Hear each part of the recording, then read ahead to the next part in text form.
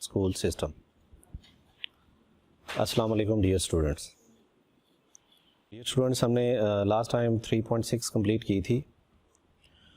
उसके बाद 3.7 जो है वो हम क्लास में ही डिस्कस करेंगे। जस्ट कुछ शॉर्ट क्वेश्चंस हैं जो आपको बाद में गाइड कर दिया जाएगा। फ़िलहाल आपको रिव्यू एक्सरसाइज इस यूनिट 3 की यहाँ मैं करवाने जा रहा हूँ आपको। इसमें सबसे पहले हमने देखना है MCQs हैं हमारे पास, तो इन MCQs को हम लोग डिस्कस कर लेते हैं पहले। तो यहाँ फर्स्ट MCQ है, in a ratio A ratio B A is called, 4 options given है, relation, antecedent, consequent and none. तो इसकी जो ऑप्शन है वो एक तो ये क्लियर कर दूं आपको कि इसमें A कहलाता है एंटीसीडेंट और रेशो के अंदर जो A और B लिखे होते हैं, और जो B है वो कहलाता है कॉन्सिक्वेंट। इनके नेम फिक्स होते हैं जो कि आपने वैसे भी याद रखने हैं। तो इसकी जो ऑप्शन है वो B ऑप्शन होगी एंटीसीडेंट की। जो सेकंड है, in a ratio X ratio Y Y is called, Y फिर सेकंड पर आ गया, इसलिए मैंने बताया कि फर्स्ट जो है वो एंटीसीडेंट कहलाता है, जो सेकंड है वो कॉन्सिक्वेंट कहलाता है। तो इसकी ऑप्शन C होगी कॉन्सिक्वेंट की। थर्ड है, in a proportion A ratio B proportion C ratio D A and D are called. जैसे कि आपको पहले भी बताया था एक्सरसाइज के दौरान, जो फर्स्ट एंड लास्ट वैल्यूज़ होती हैं, जो फर्स्ट और लास्ट वैल्यूज़ होती हैं जैसे A और D है, ये एक्सट्रीम्स कहलाती हैं, और जो मिड वाली दोनों टर्म्स हैं B और C, ये दोनों मीन्स कहलाती हैं। तो यहाँ हमसे पूछा गया A और D के बारे में, तो ये A और D क्या कहलाएंगे, एक्सट्रीम्स। तो B ऑप्शन होगी इसकी। नेक्स्ट है, in a proportion A ratio B proportion C ratio D B and C। उसी तरह जैसे मैंने आपको बताया कि जो मिड वाली 2 टर्म्स हैं वो मीन्स कहलाएंगी, तो यहाँ पर मिड वाली 2 टर्म्स के बारे में पूछा गया B एंड C के बारे में, तो इसकी ऑप्शन क्या होगी, A ऑप्शन होगी इसकी। In a continued proportion, in a continued proportion A ratio B equal to B ratio C is equal to B square. आपको याद होगा हमने जब मीन प्रोपोर्शनल का क्वेश्चन किया था तो उसमें मिड वाले दोनों टर्म्स रिपीट हुई थी। यहाँ पर B square equal to AC अगर होगा, मिड वाली टर्म्स जो भी हमने लेट की होती हैं उनको हम मल्टीप्लाई करते हैं और बाद में स्क्वेयर रूट लेते हैं, तो यहाँ पर AC equal to B square का मतलब मीन्स है। नेक्स्ट है, in a continued proportion A ratio B equal to B ratio C is called. देखें, जो हमने 3.3 का फर्स्ट क्वेश्चन किया था उसमें हमने सबसे पहले थर्ड प्रोपोर्शनल फाइंड की थी। थर्ड प्रोपोर्शनल के लिए गिवन वैल्यूज़ कितनी थी, 2 थी।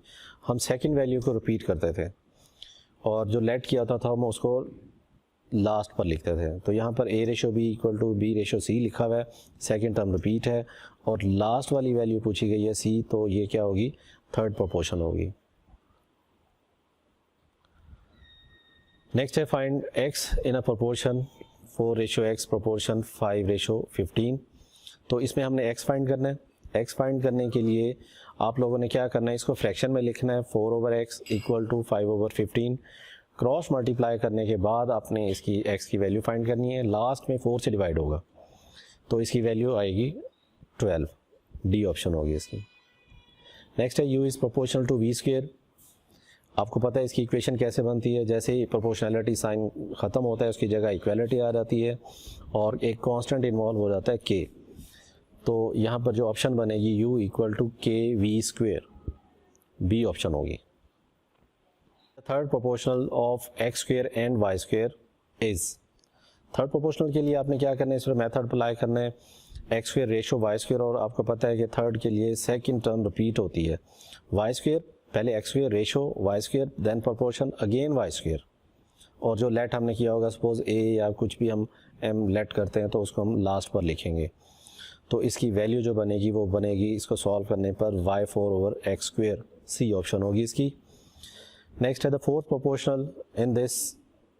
फोर्थ प्रोपोर्शनल आपको इसमें नज़र आ रहा है कि X ratio Y proportion V ratio W है, तो फोर्थ पर लिखा हुआ है W अगर हमने फाइंड करना है तो हम क्या करेंगे, X रेशो Y को पहले फ्रैक्शन में लिखेंगे, X/Y equal to v over w, तो इसको क्रॉस इंटरचेंज आप जब करेंगे तो w की वैल्यू आ जाएगी आपके पास वी वाई ओवर एक्स। तो देखें वी वाई ओवर एक्स आपने इस यहाँ पर w की वैल्यू फाइंड करनी है, तो इसकी ऑप्शन बनेगी बी। नेक्स्ट है if a ratio b equal to x ratio y then alternendo property. Alternendo property भी हमने पहले डिस्कस की है जब मैंने आपको सारे थ्योरम्स प्रॉपर्टीज़ सिखाई थी, वहाँ पर हमने डिस्कस किए थे। तो ऑल्टरनेटो प्रॉपर्टी में हम क्या करते हैं, जो मिड वाली between a ratio b equal to x ratio y है, यहाँ पर b और x की वैल्यूज़ इंटरचेंज होंगी, b और x की वैल्यूज़ इंटरचेंज हो जाएंगी यहाँ पर। तो इसकी जो ऑप्शन बनेगी वो क्या होगी, a रेशो x और equal to b ratio y। यहाँ पर आप यूँ भी इसको लिखते हैं, यहाँ पर a ऑप्शन बन रही है, यहाँ पर a over x equal to b over y। दोबारा मैं बोल दूँ कि a यहाँ पर अगर रेशो में इंटरचेंज इसको करेंगे तो ये बनेगा a ratio x equal to b ratio y। अगर आप इसको फ्रैक्शन में लिखना चाहें तो a over x equal to b over y बनेगा। a ऑप्शन बन रही है इसकी। नेक्स्ट है इन्वर्टेंडो प्रॉपर्टी। आपको पता है कि रेशो में जस्ट हम क्या करते हैं, फ्रैक्शन को रेसिप्रोकल ले लेते हैं, उसको उलट कर देते हैं, तो उसको इन्वर्टेंडो प्रॉपर्टी बोलते हैं हम। यहाँ पर लिखा हुआ है a ratio b equal to x ratio y, तो क्या बनेगा ये a over b equal to x over y। अगर हम इसको रेशो की फॉर्म में लिखना चाहें तो ये बन रहा है, लेकिन जब हम इस पर इन्वर्टेंडो प्रॉपर्टी अप्लाई करेंगे तो ये क्या बनेगा, a ओवर b से b ओवर a बन जाएगा। और नेक्स्ट जो था x ratio y, x over y, ये बन जाएगा y ओवर x। तो यहाँ पर डी ऑप्शन बन रही है b over a equal to y over x की।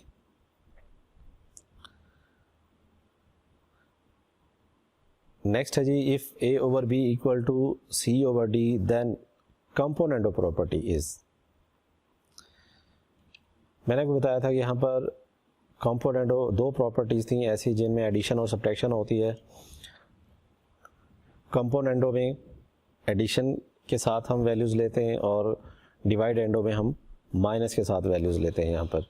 तो यहाँ देखें a ओवर एडिशन, देखिए आपको चारों ऑप्शंस में से एडिशन कहाँ नज़र आ रही है, a over a plus B equal to c over c plus D. तो यहाँ पर b ऑप्शन में माइनस के साथ है, डी ऑप्शन भी माइनस के साथ है और c तो मल्टीप्लिकेशन के साथ है, ये पॉसिबल वैसे भी नहीं है।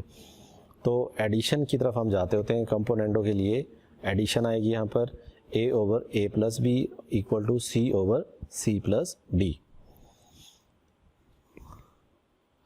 तो इसके साथ ही देखें आपको यहाँ पर मैंने पूरा टेबल प्रोवाइड कर दिया है जिसमें आंसर्स इन सब के मौजूद भी हैं, आप लोग यहाँ से भी इनको देख सकते हैं। और in case of any confusion आप लोग ग्रुप में भी इसको डिस्कस कर सकते हैं। ओके, अल्लाह हाफिज़।